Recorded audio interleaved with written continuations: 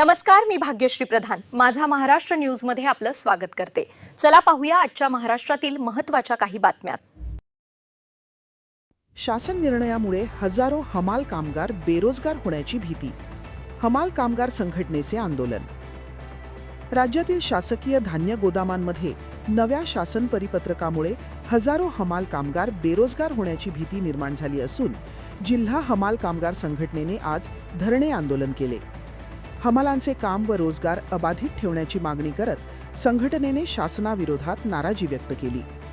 मागण्या मान्य न झाल्यास 27 जूनपासून शासकीय धान्य गोदामांतील कामे बेमुदत बंद करण्याचा इशाराही संघटनेने दिला।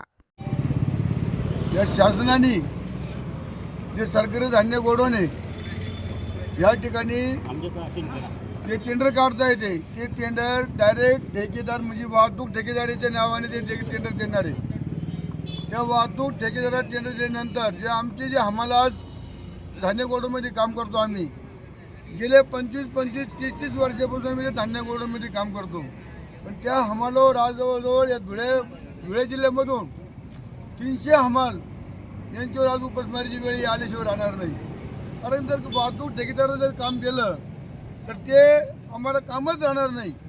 त्यामुळे आमच्यावरची उपासमारीची वेळ येऊ नये म्हणून आज आम्ही धरणं आंदोलन करीत आहोत। दुसरी गोष्ट अशी की जे मागे निदर्शन ते आमच्या हमाला आजपर्यंत मिळालेलं नाही ते आमच्या हमालाला मिळावा। तिसरी गोष्ट अशी की आमचे 10 तारखेच्या आतमध्ये आमच्या माथाडी बोर्डातून पगार झाले पाहिजेत।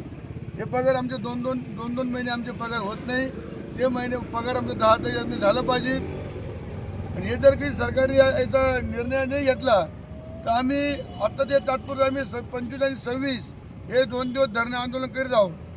जर काही सरकारने 26 पर निर्णय नाही घेतला तर या होत्या आजच्या घडीच्या महत्त्वाच्या बातम्या। आपल्या सूचना, प्रतिक्रिया आणि बातम्यासाठी खालील दिल्या नंबर्सवर संपर्क करा।